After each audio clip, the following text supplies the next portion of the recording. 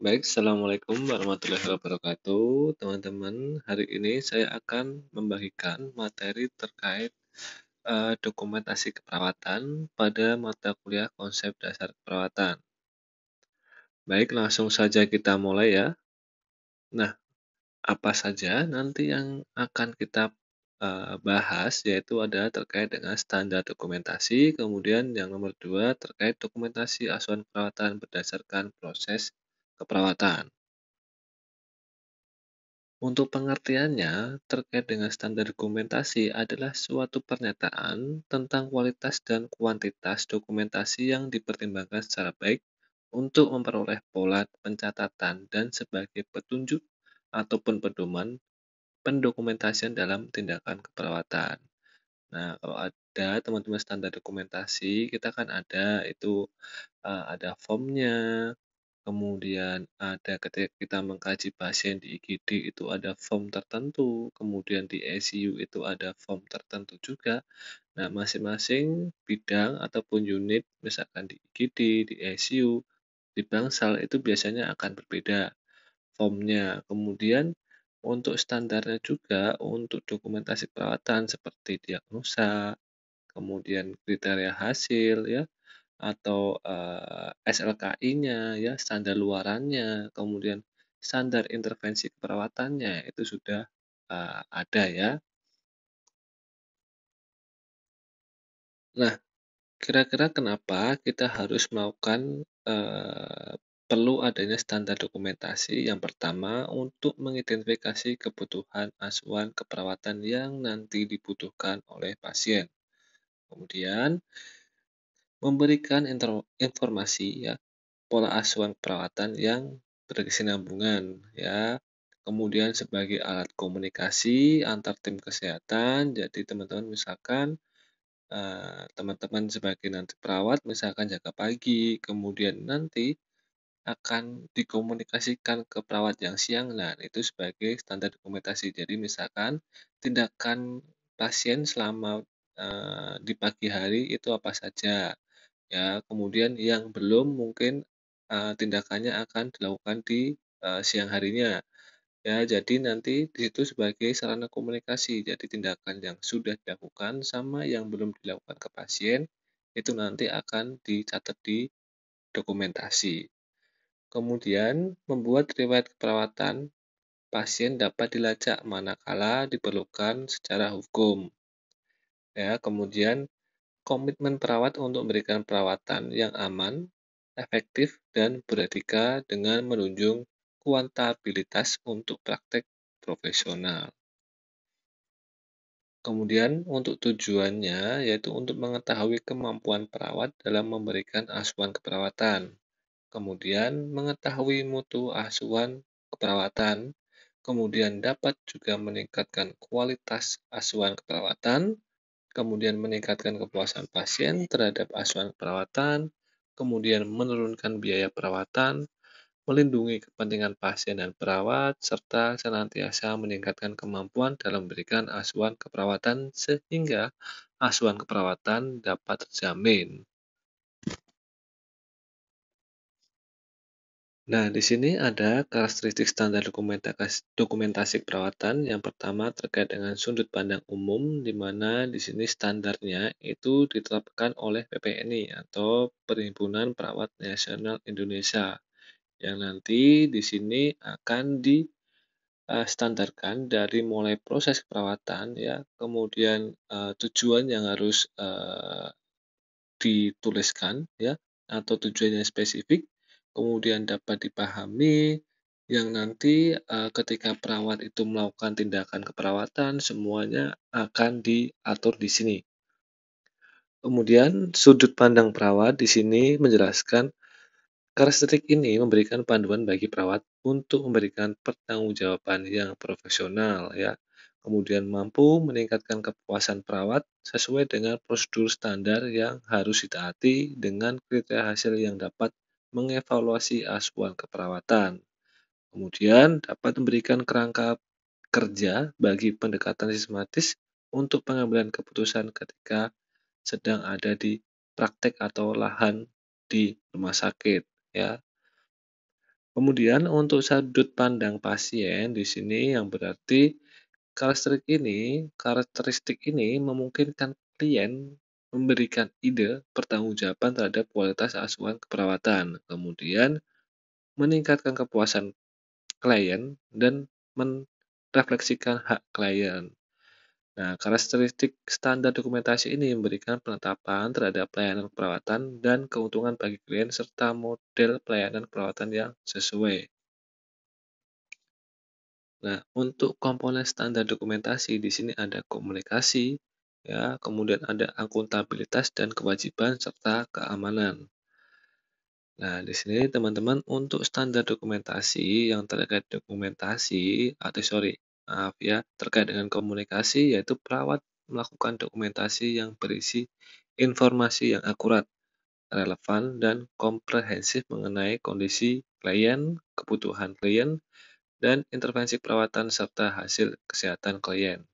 Jadi untuk indikator perawatnya yaitu adalah ketika kita membuat askep otomatis kita harus membubuhkan tanda tangan ya, ada nama kita ya, kemudian tanda tangannya harus lengkap ya, kemudian tulisan kita harus bisa terbaca dengan baik ya, tidak boleh menggunakan singkatan-singkatan ataupun simbol ya, kemudian, eee mendokumentasikan saran, kemudian perawatan atau layanan yang diberikan kepada individu dalam kelompok ya, kelompok khusus, komunitas ataupun populasi.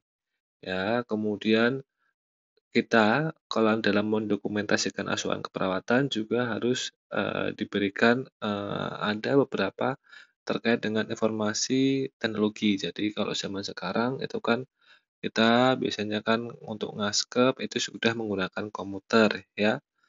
Nah, kemudian ada dokumentasi terkait dengan informed consent, ya, ketika perawat memberikan pengobatan atau intervensi tertentu. Jadi, kita berikan atau kita informasikan terlebih dahulu apa yang nanti kita kerjakan ke pasien.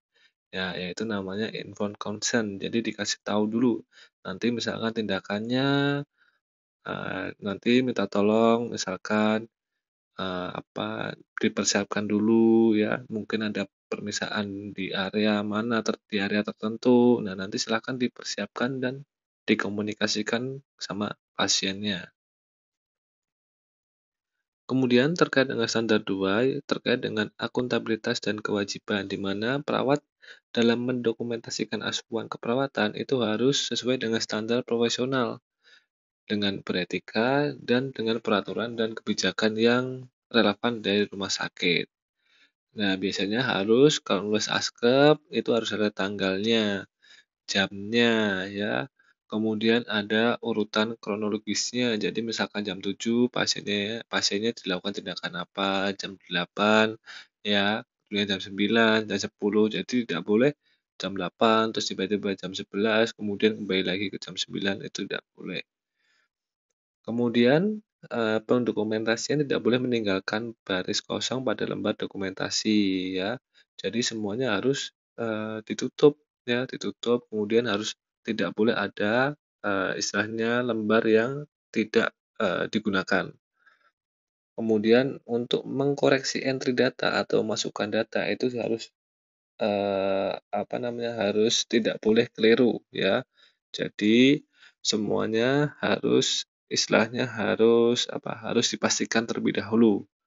Kemudian kita juga dilarang untuk menghapus ya, ataupun mengubah atau melakukan modifikasi dokumentasi orang lain. Jadi kalau misalkan kita hapus, cukup dicoret satu kali saja. Jadi nggak boleh diorek-orek ya, sampai tebel. Kemudian kita juga tidak boleh untuk melakukan tip X. Ya, cukup dicoret saja, di garis lurus satu kali aja, kemudian ditulis yang baru di sampingnya. Ya. Kemudian terkait dengan keamanan, di sini perawat melindungi informasi kesehatan klien dengan menjaga kerahasiaan dan menyimpan informasi sesuai dengan prosedur yang konsisten, sesuai dengan standar profesional dan etika berdasarkan peraturan undang-undangan. Nah, jadi di sini kita tidak boleh ya memberikan kadang teman-teman besok kalau ngaskep di rumah sakit itu misalkan tidak mau nulis, nanti kan mau dibuat askep ketika di kos atau di rumah. Nah, kita foto dulu. Nah, itu biasanya sering kayak gitu. Nah, itu tidak boleh. Jadi nanti kalau misalkan, ketahuan sama perawat yang ada di rumah sakit, pasti akan dimarahin. Nah, karena itu tadi, menyangkut kerahasiaan ya, sama kerahasiaan dari pasiennya. Jangan sampai pasiennya sakit ya, misalkan sakit HIV, sakit yang mungkin membuat, malu si pasiennya itu teman-teman foto. Nah, tidak boleh ya. Nah, di sini ada kaidah dokumentasi. Yang pertama ada simplicity ya. Jadi kita harus, ngaskep ya, askepnya itu harus sesuai dengan, ini kata-kata dasar. Jadi kayak misalkan bahasa Indonesia, pakai bahasa Indonesia yang baku.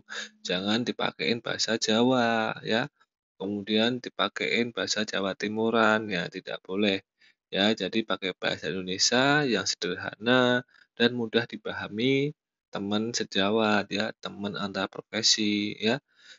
Kemudian ada konservatif di sini pendokumentasian kesimpulan diagnosa perawatan harus akurat ya, didasarkan informasi yang terkumpul atau pengkajian-pengkajian yang sudah dilakukan. Kemudian ada yang namanya pasien, yaitu terkait penggunaan waktu yang cukup untuk mengetahui apa yang terjadi pada pasien dan apa yang harus dilakukan. Kemudian ada irrefutability, yaitu pendokumentasian yang jelas serta objektif. Jadi jangan sampai pasiennya ya harus misalkan suhu, cek suhu ya harus sesuai, harus diukur. Suhunya 36, pasiennya panas, ya kadang ada beberapa mahasiswa yang misalkan pasiennya sudah tidak nyeri, tetapi masih saja ditulis diagnosa nyeri, ya nyerinya masih sedang. Kemudian pasiennya sudah tidak panas, tapi teman-teman nulisnya, oh pasiennya masih panas dengan diagnosa hipertermi. Nah, itu sering ditemui. Nah, jangan sampai ketika teman-teman belajar di bangku kuliah nanti kalau misalkan hal itu terus berlanjut, nanti sampai kerja nanti akan seperti itu. Nah, itu tolong diminimalkan.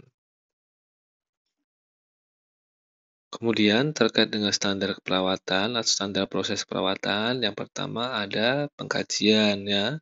Kita kaji dulu pasiennya, kemudian yang kedua kita menentukan diagnosa, kemudian rencana tindakannya, kemudian tindakan perawatan yang sudah dilakukan atau yang sudah diimplementasikan, kemudian kita melakukan evaluasi dari tindakan kita. Nah, ini adalah standar proses perawatannya, jadi ada pengkajian, kemudian dan melakukan diagnosa, kemudian menyusun rencana, kemudian melakukan tindakan, kemudian kita evaluasi. Nah, pengkajian itu merupakan catatan tentang hasil pengkajian yang dilaksanakan untuk mengumpulkan informasi dari pasien, ya, kemudian membuat data dasar terkait penyakit klien, kemudian membuat catatan tentang respon kesehatan klien. Jadi pengkajian di sini, nah kita kaji semua, ya, dari mulai riwayat kesehatan sebelumnya, ya, kemudian sakitnya mulai dirasa kapan, kemudian keluhannya, misalkan nyerinya sudah berapa lama, rasanya bagaimana, kemudian ada enggak terkait dengan pola makannya, ya, kemudian eliminasinya, aktivitas dan latihannya, nah itu semua dikaji terlebih dahulu, ya. Nah, untuk jenis dokumentasi ya, khususnya di pengkajian ini ada yang namanya initial assessment ya, di mana initial assessment ini adalah dokumentasi yang pertama kali dibuat ketika pertama kali pasien datang ke rumah sakit. Ya, ini data awal yang namanya atau dengan kata lain initial assessment. Kemudian ada yang nomor 2 terkait, dokumentasi yang ongoing assessment, di mana di sini data pada dokumentasi ini data pengembangan dari data dasar. Jadi data, kelanjutan dari initial assessment ya. Biasanya ini datanya ini untuk melengkapi data di awal ya. Kalau sudah datanya sudah, lengkap semua, berarti kita tinggal nanti merujuk atau menentukan diagnosanya. Nah, kemudian yang ketiga ada reassessment, di mana di sini merupakan pencatatan terhadap hasil pengkajian yang didapat dari informasi selama evaluasi. Jadi ketika sudah melakukan evaluasi, sudah maaf, tadi yang pertama sudah dikaji, kemudian dilakukan initial assessment, kemudian dilakukan ongoing assessment, nah kemudian ditentukan diagnosa, dilakukan intervensi, kemudian dievaluasi. Nah, ketika evaluasi kita juga dikaji lagi pasiennya. Nah, ketika mengkaji setelah fase evaluasi itu namanya reassessment. Jadi ini pengkajian setelah dilakukan evaluasi. Ya, untuk melihat kemajuan ya data, ataupun melihat kemajuan ataupun progres dari pasiennya. Apakah masalah sudah diselesaikan atau belum. Ya, kemudian ada jenis data pengkajian, itu ada data subjektif, ya, kemudian ada data objektif. Kalau subjektif itu data yang kita dapatkan dengan cara teknik wawancara, kita tanya. Misalkan, "Bapak sekarang kondisinya bagaimana? Kemudian keluhannya apa? Kemudian riwayat sakitnya kemarin seperti apa?" Ya, itu data subjektif, ya. Kemudian kalau data objektif itu biasanya data yang dihasilkan dari misalkan pemeriksaan fisik, ya. Misalkan ditemukan memar, ditemukan luka, ya, kemudian hasil lab, ya, hasil ronsen itu termasuk data objektif. Oke, kita lanjut ya. Nah, ketika kita, dalam melakukan proses pengkajian, itu kita, menggunakan 3 metode. Yang pertama ada komunikasi efektif, kemudian ada observasi, sama pemeriksaan fisik. Nah, komunikasi efektif untuk keperawatan itu dikenal dengan komunikasi terapeutik. Ya, yaitu upaya mengajak klien dan keluarga untuk bertukar pikiran, ya, kemudian juga bertukar perasaan. Jadi, istilahnya kita dalam mengkaji itu harus, kooperatif, ya, perawat itu sebagai pendengar yang aktif terhadap keluhan pasien. Jadi, kita dengarkan dulu semua keluhan dari pasien. Nah, kemudian kita, apa istilahnya, bertukar pikiran. Jadi, istilahnya tanya jawab, misalkan sakitnya apa, sudah berapa lama, ya, kira-kira apa yang menyebabkan sakit, ya. Terus kita tanya sebelumnya makan apa, ya, itu adalah komunikasi atau bentuk komunikasi terapeutik. Ya, di sini biasanya, eee, umumnya itu ketika kita, ke pengkajian itu nanti untungnya atau manfaatnya itu dapat mengurangi, istilahnya ketika kita berkomunikasi mengurangi, hambatan ya. Jadi kadang kalau kita ketemu orang baru, itu kan apa istilahnya, menyesuaikan ya, kadang malu ya. Ya jangan sampai kita sebagai perawat ya harus, perawat aktif, jadi mendengarkan secara aktif, kemudian kita melakukan tindakan juga harus aktif. Kemudian ada terkait dengan observasi, di mana di sini merupakan tahap kedua dari pengumpulan data. Jadi yang pertama itu kita komunikasi dulu, kita tanya jawab dulu. Nah, kemudian kita melakukan observasi yang kedua. Nah, observasi di sini biasanya meliputi, eee, apa namanya, penglihatan kita ya. Kita observasi gimana, misalkan, kita mengkaji luka, otomatis kita lihat juga lukanya, kemudian mungkin bau dari lukanya seperti apa, ya. Nah, kemudian juga kita, observasinya mencakup juga aspek fisik. Jadi kondisi fisiknya bagaimana, ya, terus kemudian kira-kira ada nggak, keluhan di sana, ya, atau kira-kira ada tanda yang mungkin pasien ataupun yang berbeda dari orang lain, misalkan pasiennya mengalami, luka, ya, kemudian fraktur, nah itu dicek semuanya. Ya, kemudian ada pemeriksaan fisik. Kalau pemeriksaan fisik di sini ada 4, ya, ada inspeksi, palpasi, perkusi, sama auskultasi. Kalau inspeksi ya kita lihat kondisi, misalkan kalau kita misalkan cek matanya, ya kita lihat matanya, ya. Matanya apakah mengalami gangguan, kemudian ada kemerahan atau tidak, adanya kelainan atau tidak. Nah, terus kemudian kalau kulitnya, nah kulitnya apakah, adanya gangguan ya, misalkan edema, kelebihan cairan ya, kemungkinan kemudian kita cek juga sirkulasi, darahnya bagaimana. Nah, kemudian yang kedua ada palpasi. Jadi kita, eee, pegang ya, kita pegang ya pasiennya kira-kira ketika kita pegang ada keluhan ndak, nyeri tidak. Nah, itu biasanya kalau misalkan kita palpasi kemudian pasiennya mengatakan nyeri berarti ada area area di situ yang mengalami gangguan. Kemudian kita perkusi ya, perkusi ini adalah kita ketuk ya, kemudian kita, yang terakhir kita auskultasi. Jadi kita menggunakan stetoskop. Jadi biasanya auskultasi di sini kita bisa cek terkait pernafasannya, kemudian jantungnya, kemudian peristatik, ususnya. Nah, kita bisa cek menggunakan stetoskop dengan cara atau teknik auskultasi. Nah, mungkin nanti teman-teman lab ketika lab ya, nanti bisa dipraktekkan. Kemudian terkait dengan diagnosa perawatan, nah diagnosa di sini adalah keputusan klinis mengenai seseorang, keluarga, atau masyarakat. Nah, akibat dari masalah kesehatan ataupun proses kehidupan yang aktual ataupun potensial. Jadi, kenapa di sini diagnosanya itu bisa seseorang ya.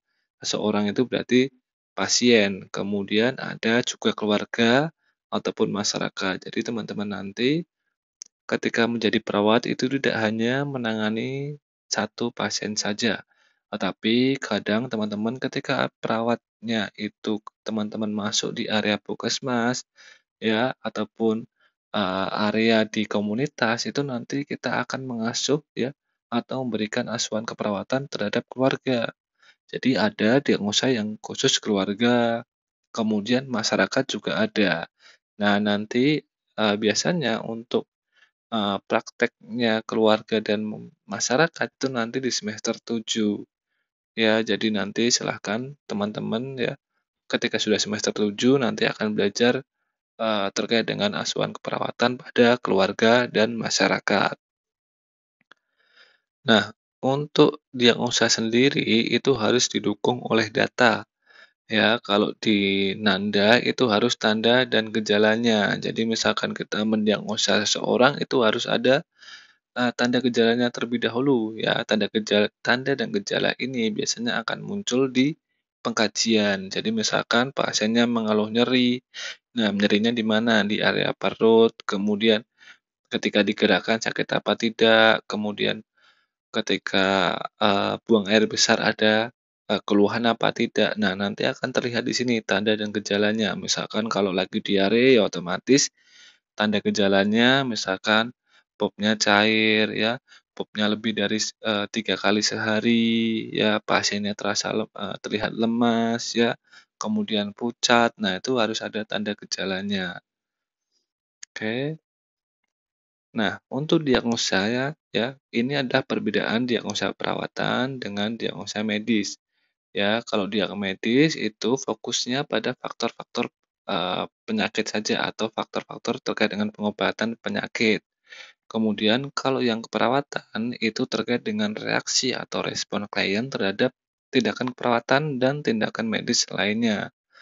Kemudian orientasinya itu ada kalau kedokteran itu ada keadaan patologis, sedangkan kalau di keperawatan itu adalah kebutuhan dasar. Jadi oksigenasi ya, kemudian pernafasan ya, kemudian sirkulasi darahnya, kebutuhan dasar terkait aktivitas dan latihan, nutrisi, eliminasi, ya, semuanya terkait dengan kebutuhan dasar. Kemudian kalau diagnosa medis itu cenderung tetap, ya, mulai dari sakit sampai dia sembuh. Misalkan pasiennya didiagnosa kanker, ya, dari awal ketika masuk sampai dia pulang pun diagnosanya tetap itu, kanker.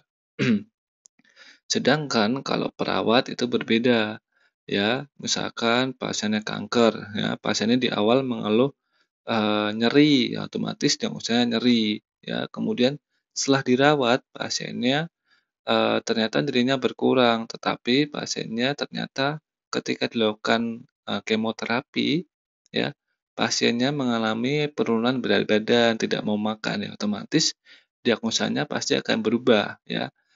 Berubah menjadi gangguan nutrisi ya, atau justru pasiennya mengalami, gangguan aktivitas dan latihan. Jadi pasiennya bed rest total. Nah, itu bisa terjadi.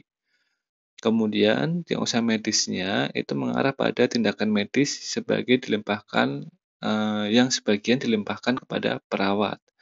Kemudian kalau diagnosa keperawatan itu mengarah pada fungsi mandiri perawat dalam melaksanakan tindakan dan evaluasinya. Kemudian, di sini ada langkah-langkah penyusunan diagnosa perawatan. Jadi, yang pertama kita harus kaji dulu, ya, dari apa? Dari pengkajian tadi. Nah, dari data subjektif sama data, objektif, ya. Kemudian kita kelompokkan datanya, baru kita analisa data, ya. Kemudian tahap yang kedua adalah interpretasi data, ya. Misalkan kita sudah menentukan diagnosanya. Misalkan diagnosa perawatannya terkait gangguan nutrisi, kemudian gangguan rasa nyaman, dan gangguan pada pola nafas. Kemudian langkah ketiga adalah melakukan validasi data, di mana kita memastikan ya keakuratan dari diagnosa, di mana perawat bersama klien memvalidasi data atau memvalidasi diagnosa. Jadi apakah benar Bapak misalkan kita cek mengalami napasnya terganggu ya, sesak napas ya, kemudian dadanya sakit. Nah, itu silakan divalidasi ulang atau dicek kembali. Kemudian yang nomor 4 ada penyusunan diagnosa perawatan dengan rumus PES atau problem, etiologi, dan simptom. Nah, untuk kategori diagnosa perawatan di sini dibagi menjadi aktual, resiko, kemungkinan, sama wellness. Nah, untuk aktual, nah ini biasanya terkait dengan masalah yang nyata. Jadi masalah yang benar-benar dihadapi pasien.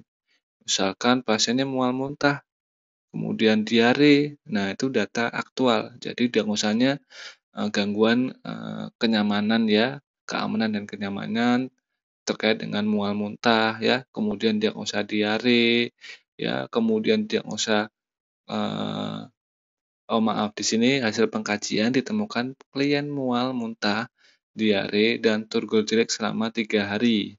Sehingga untuk diagnosanya itu kekurangan volume cairan tubuh berhubungan dengan kehilangan cairan secara abnormal. Jadi memang pasiennya mengalami mual muntah ya, kemudian diare ya, turgornya jelek. Nah, sehingga nanti diagnosanya itu adalah kekurangan volume cairan.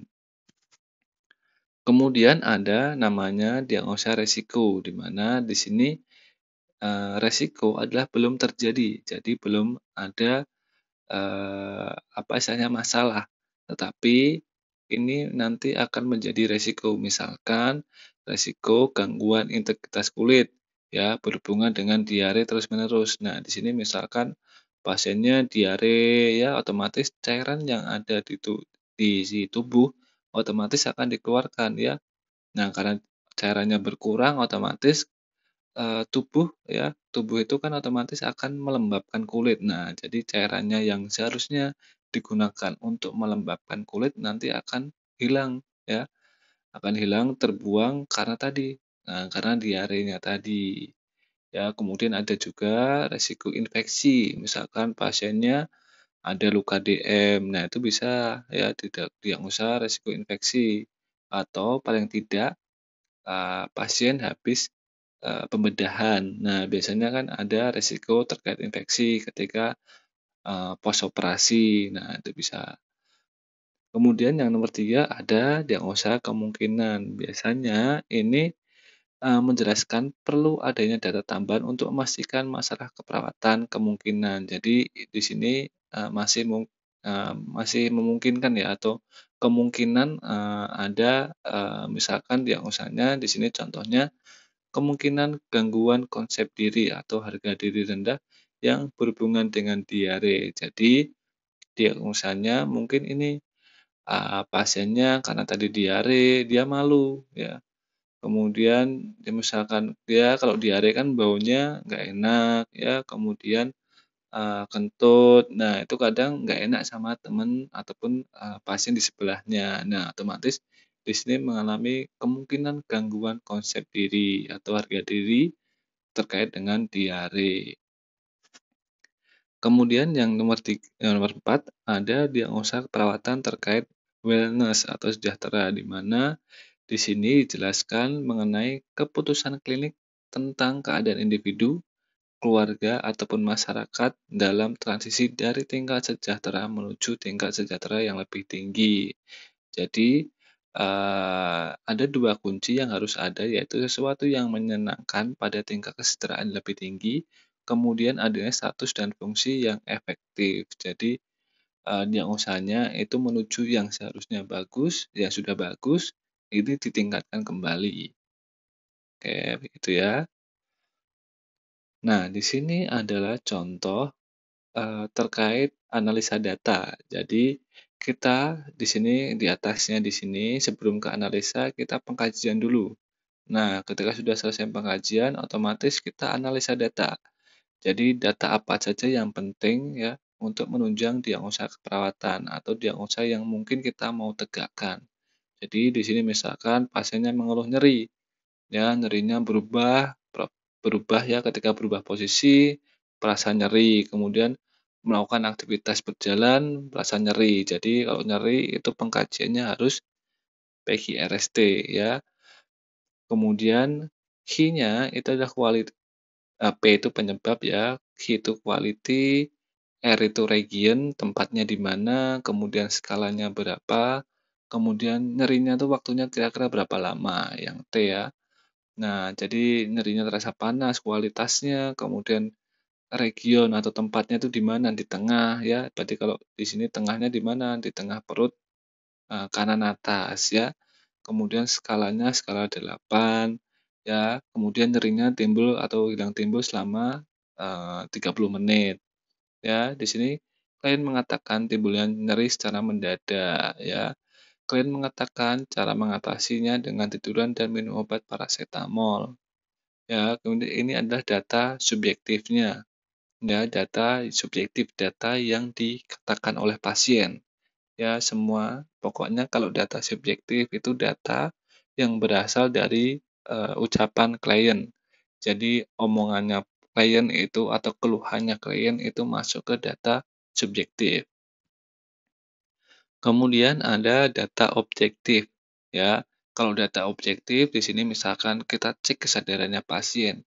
Ya, misalkan di sini kesadarannya kompas mentis dengan GCS-nya 15. Nah, mungkin teman-teman bingung ini GCS-nya apa.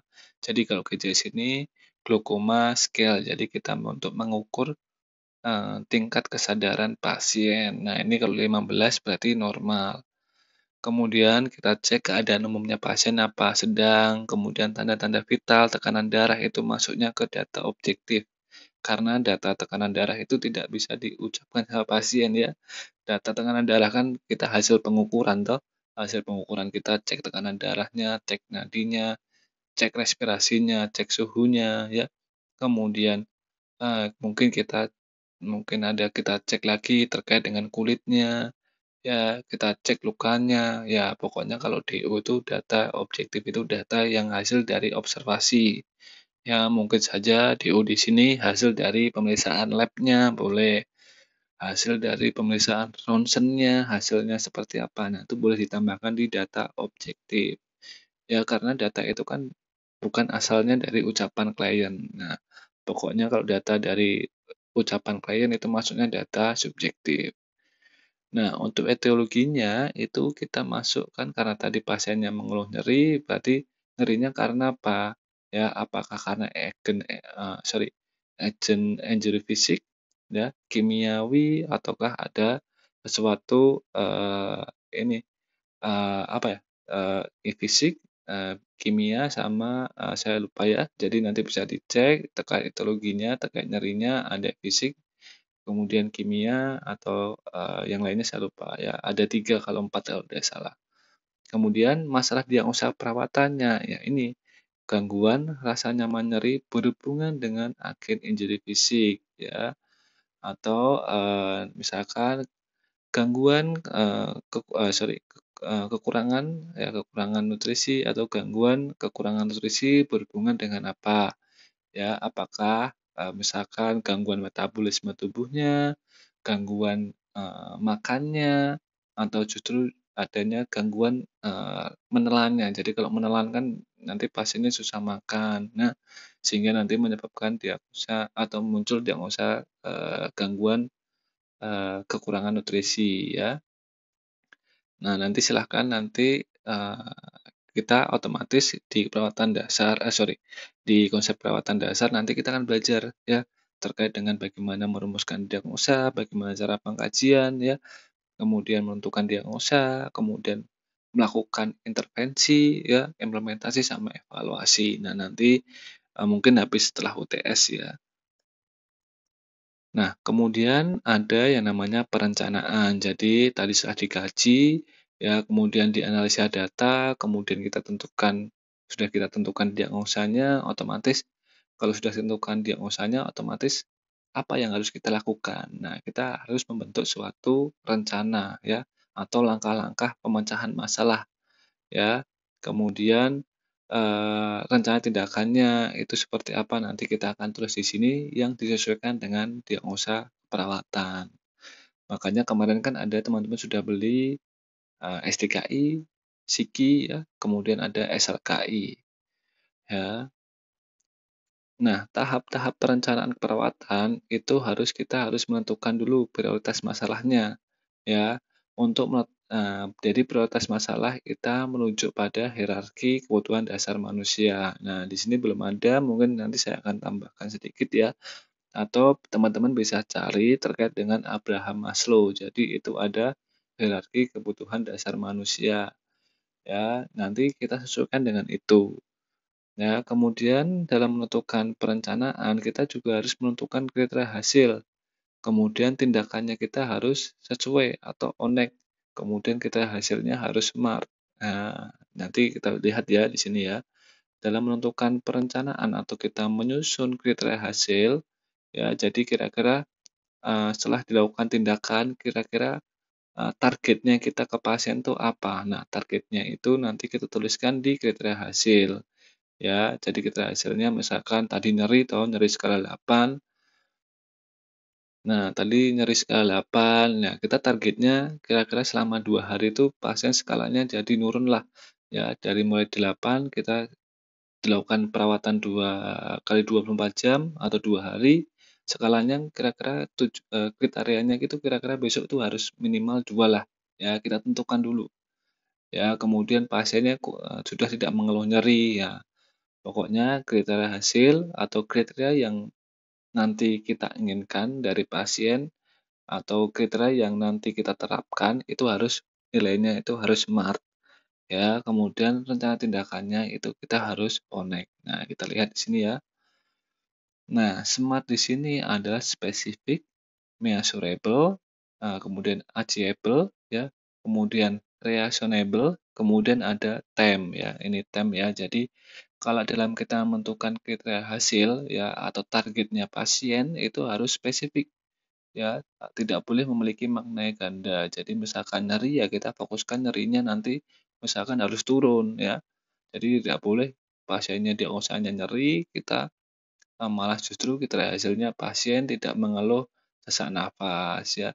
Pasien tidak mengeluh misalkan berat badan turun. Nah, jangan. Jadi spesifik itu ya berarti kalau nyeri ya khusus nyeri. Jadi tidak boleh dicampur-campur. Kemudian ada measurable, jadi dapat diukur, dilihat, didengar, diraba, maupun dirasakan ataupun dibantu. Jadi misalkan tadi skala 8 ya, pertama kali masuk, kemudian targetnya kita skala 2. Nah, skala 2 ini kan bisa diukur.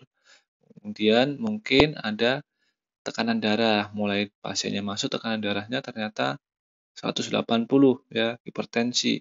Nah, targetnya kita tekanan darahnya 120 atau normal ya, atau justru mungkin pasiennya panas 38 derajat Celcius pada waktu masuk. Nah, targetnya kita turunkan menjadi 3,6 ya, karena itu adalah nilai normalnya ya, jadi harus dapat diukur. Ya, jangan sampai kita menetapkan kriteria tapi tidak bisa diukur, ya jangan. Kemudian achievable yaitu dapat secara realistis dapat dicapai. Nah, jadi misalkan gini, misalkan pasiennya mengeluh nyeri, skala 9, kemudian, kita targetnya 1 kali 24 jam nyeri teratasi. Nah, itu tidak mungkin, ya. Jadi, diibaratkan begini, teman-teman jalan dari Solo kemudian, pergi ke, Jakarta, otomatis daya tempuhnya 6 jam ya kalau naik tol ya. Nah, otomatis kira-kira kalau teman-teman di kriteria hasilnya itu misalkan cuma 2 jam, otomatis kan belum sampai Jakarta. Nah, jadi di sini achievable itu didapatkan secara realistis ya. Jadi misalkan tiba-tiba 1 kali 24 jam pasiennya nyerinya hilang, ya tidak boleh ya. Jadi harus realistis ya. Misalkan teman-teman dari Solo ke Jakarta ditempuh sama 1 jam, ya kecuali kalau naik pesawat ya, kalau naik jalan tol ya harus 6 jam. Nah, kalau misalkan dilakukan perawatan atau dilakukan perjalanan selama 1 jam, otomatis ya baru sampai mana? Baru sampai Semarang, ya otomatis kriteria hasilnya harus sesuai, baru sampai Semarang, tidak boleh kriteria hasilnya sampai Jakarta, ya 1 jam sudah sampai Jakarta. Ya, kemudian ada namanya reasonable, yaitu dapat dipertanggungjawabkan secara ilmiah. Ya, kemudian ada time, di sini ada punya batas waktu yang sesuai dengan kondisi klien. Jadi tidak boleh kita merawat misalkan 5 kali 24 jam, ya tidak boleh. Jadi misalkan di asuhan perawatannya kalau besok praktek itu cuma 3 kali 24 jam. Ya, nanti misalkan ada pasiennya belum sembuh, ya nanti ditambahin lagi. Misalkan targetnya 2 kali 24 jam, targetnya apa? Nah, itu disesuaikan kembali dengan kondisi kliennya. Nah, untuk tindakannya, tadi kan terkait dengan kriteria hasil, kemudian tindakannya itu harus onek, ya. Onek itu observasi, nursing, edukasi, sama kolaborasi. Ya, jadi rencana tindakan kita itu harus onek, ya. Yang pertama observasi. Jadi dalam melakukan tindakan atau melakukan implementasi itu harus kita kan observasi dulu, kita kaji dulu ya. Kira-kira nyerinya sekarang kondisinya bagaimana ya.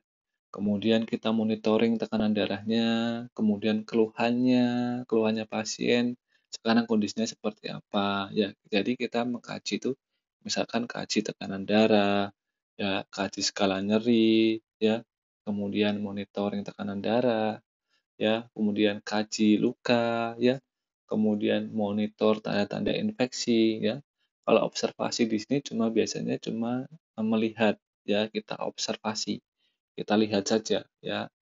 Kemudian kalau nursing ini adalah sudah melakukan tindakan. Jadi kalau nursing ini adalah rencana tindakan yang dilakukan untuk mengurangi, memperbaiki, dan mencegah perluasan masalah. Jadi misalkan nyeri ya otomatis kalau observasinya misalkan kaji skala nyeri, ya kemudian kaji tanda-tanda vital pasien ya.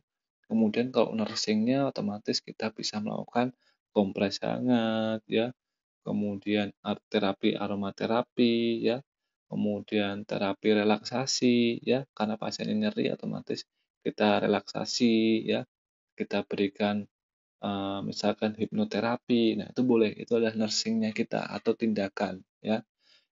Kalau nursing berarti tindakan kita, tindakan perawat kita terhadap pasien itu nanti masuk ke nursing. Kemudian ada edukasi, di sini biasanya kita memberikan informasi kesehatan atau pendidikan kesehatan. Jadi kita istilahnya pakai leaflet atau lembar balik ke pasien menjelaskan, "Pak, oh ini DM itu seperti ini, pengertiannya, tanda gejalanya, kemudian tindakannya yang harus dilakukan, kemudian perawatannya setelah di rumah harus seperti apa." Nah, kalau kita memberikan edukasi, ya itu berarti kita masukkan di edukasi di sini terkait dengan pendidikan kesehatan. Kemudian yang terakhir ada kolaborasi. Ya, biasanya kolaborasi di sini ada tindakan medis yang dilimpahkan oleh perawat ya, ataupun tindakan kolaborasi dengan tenaga kesehatan lain. Jadi kolaborasi di sini ada misalkan pemberian obat. Nah, kita tahu obat adalah yang khusus memberikan obat adalah dokter. Jadi dokter yang berwenang memberikan obat. Tetapi kita istilahnya diperbantukan ya, atau dilimpahkan ke kita ketika, pemberian obatnya. Jadi dokter yang merumuskan atau yang, memberikan obatnya, misalkan obat, parasetamol. Nah, nanti yang memberikan adalah kita. Nah, itu bentuk tindakan dari kolaborasi. Kemudian misalkan kita kolaborasi, misalkan terkait dengan ahli gizi. Nah, ahli gizinya, makanannya ke pasien itu seperti apa. Nah, itu bentuk kolaborasi. Misalkan pasiennya mengalami, kekurangan nutrisi, ya otomatis kita kolaborasikan ke ahli gizi. Ya kita karena kita perawat kan tidak, belajarnya terkait gizi kan, terbatas ya. Nah, otomatis ya kita limpahkan ke profesi yang lain. Atau justru, misalkan pasiennya mengalami Eee, ini, gangguan aktivitas dan latihan. Jadi misalkan kita memberikan ROM, oh otomatis khususnya ROM itu kan nanti masuk ke ranah fisioterapi. Nah, jadi silahkan nanti kolaborasi dengan, fisioterapi dalam memberikan terapi, range of motion atau ROM. Nah, itu boleh. Mungkin itu ya. Kemudian ini adalah contoh perencanaan keperawatan. Nah, misalkan di sini dilakukan perawatan selama 2 kali 24 jam, kita hasilnya TTV dalam batas normal. Nah, yang bagus ini bukan seperti ini. Jadi TTV yang batas normal itu dijelaskan. Nah, normal itu berapa? Ya, kemudian skala nyerinya berkurang. Nah, berkurang tuh seperti apa? Ya, skalanya berkurang tuh dari apa ke apa. Jadi misalkan tadi yang di awal itu dari pengkajian skala 8, ya otomatis selama 2 kali 24 jam misalkan skala nyeri, misalkan menjadi 6 ya, atau 7 ya, atau bahkan 5. Nah, itu silahkan. Jadi jangan sampai skala nyeri berkurang saja. Jadi harus spesifik. Nah, di sini yang artinya tadi spesifik itu ya seperti ini. Nah, kalau di sini masih belum spesifik ya, karena skala nyeri berkurang. Nah, ini belum jelas. Ya, kalau spesifik itu ya skala nyeri berkurang menjadi 8, menjadi 5, menjadi 2 ya, itu silahkan. Kemudian di sini wajah tampak rileks, nah itu boleh. Kemudian pasien tidak mengeluh nyeri, nah ini juga boleh ya. Kemudian intervensinya, nah di sini adalah ONEK ya. Jadi ONEK itu observasi, observasi atau kaji. Nah, silahkan atau memonitoring ya. Kalau 3 itu observasi, kaji, monitoring itu termasuk dalam O atau observasi ya. Di sini misalkan observasi tekanan darah atau TTV, tanda-tanda vital pasien, kemudian tingkat nyerinya pasien, nah itu boleh. Nah, kemudian kalau sudah mulai ajarkan ya, kemudian mengajarkan pasien terkait dengan relaksasi nafas dalam atau distraksi ya, itu sudah masuk ke ranah nursing-nya atau tindakan kita, tindakan keperawatannya. Atau justru di sini kita, mengajarkan atau memberikan, terapi aromaterapi, kemudian hipnoterapi. Nah, ini masuk ke nursing-nya. Nah, di sini nomor 3 adalah edukasi, yaitu, misalkan edukasi pasien dan keluarga untuk membatasi pengunjung, ya boleh. Misalkan pasiennya, penyakitnya itu menular melalui udara. Nah, otomatis kita ketika berkomunikasi dengan keluarga, ya yang menjenguk otomatis nanti akan resiko tertular. Jadi silakan diedukasi ke pasiennya. Kemudian kolaborasi, nah di sini misalkan kolaborasi dengan dokter ketika memberikan obat analgesik, kolaborasi dengan ahli gizi dalam pemberian diet, nah, ya, kemudian ada kolaborasi dengan fisioterapi dengan, ketika melakukan tindakan ROM. Nah, itu silahkan.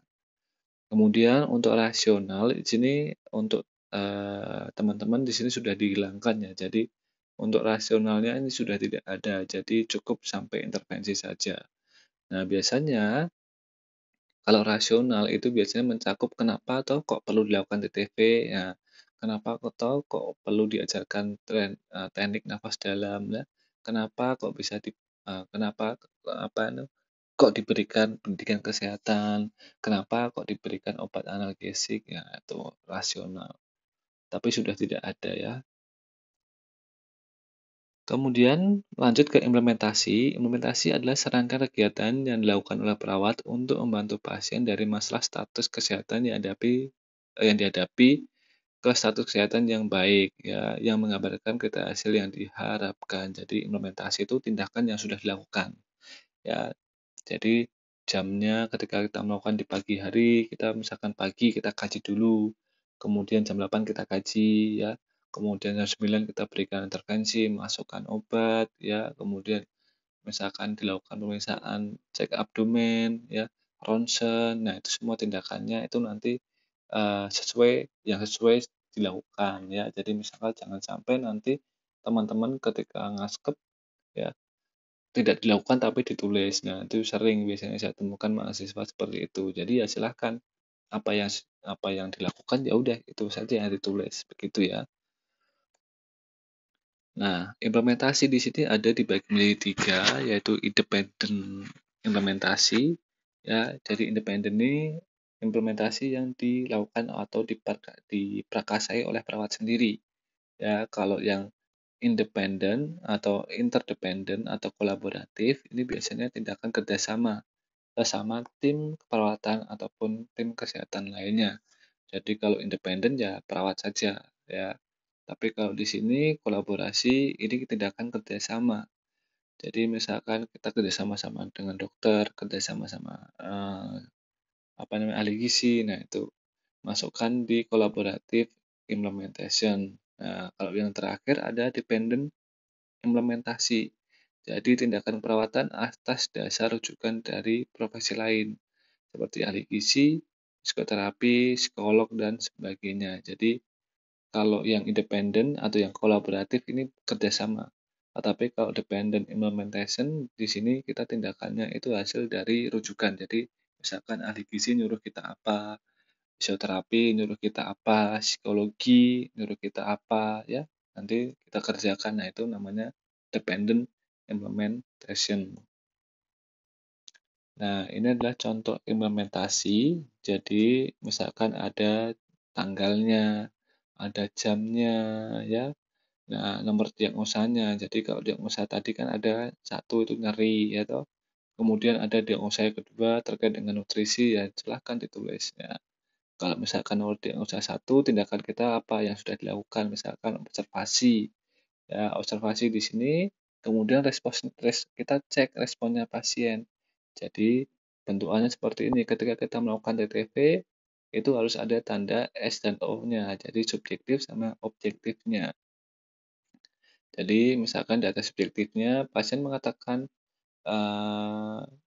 biasanya gini, ini masih salah ya. Jadi, kalau pasien mengatakan bersedia diukur TTV, ini salah. Ya, seharusnya di sini subjektifnya terkait keluhannya pasien. Ya, misalkan responnya setelah kita observasi TTV, kemudian tingkat nyerinya pasien, ya kita harus responnya atau timbal baliknya dari pasien itu apa. Ya, jadi di sini seharusnya sudah ada misalkan pasien mengatakan masih nyeri. Nah, ini boleh ya berubah posisi dan aktivitas sedang seperti berjalan. Nah, ini boleh. Tapi kalau pasien bersedia, pasien mengatakan, nah itu salah ya. Jadi kalau pasien bersedia mau dilakukan, nah nah itu kan berarti belum dilakukan. Padahal di sini adalah respon. Jadi kalau respon ini kan kalau kita telaah lagi, respon itu kan hasil dari misalkan suatu tindakan ya. Kita melakukan tindakan, nanti responnya apa ya. Misalkan kita cubit atau kita tusuk, itu nanti kan pasti responnya pasien apa. Misalkan kita tusuk otomatis apa hasilnya ya. Jadi kalau respon ini ada termasuk ini, hasil dari tindakan kita, ya. Jadi misalkan di sini seharusnya O-nya ya tekanan darahnya berapa, ya, kemudian nyerinya skala berapa. Nah, ini bisa, ya.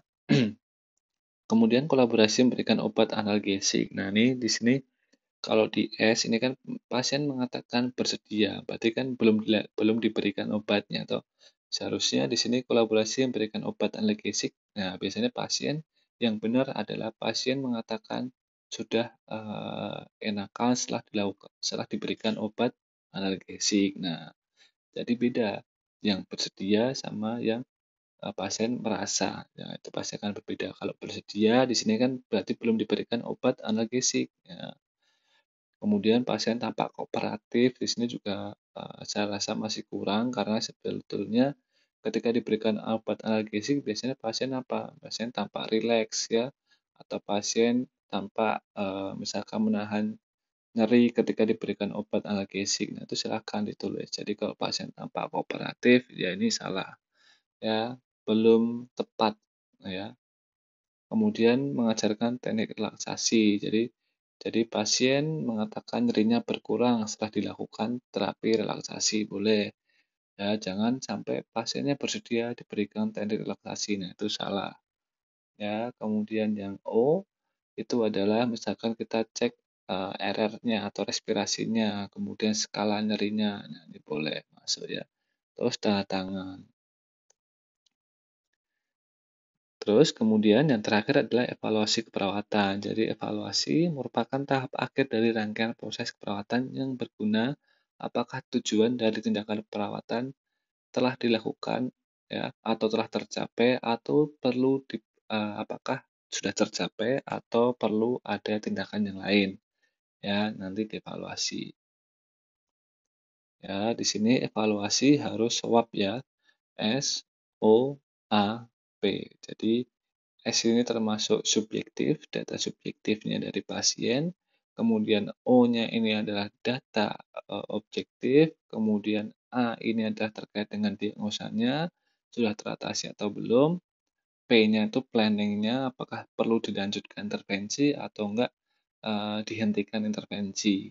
Jadi kalau masih dilanjutkan intervensi berarti istilahnya istilahnya diagnosanya atau masalah pasien belum teratasi ya. Tapi kalau sudah teratasi, berarti di sini ada hentikan intervensi. Nah, ini hampir sama, jadi penulisannya S-nya itu data subjektif, semuanya tuliskan di sini.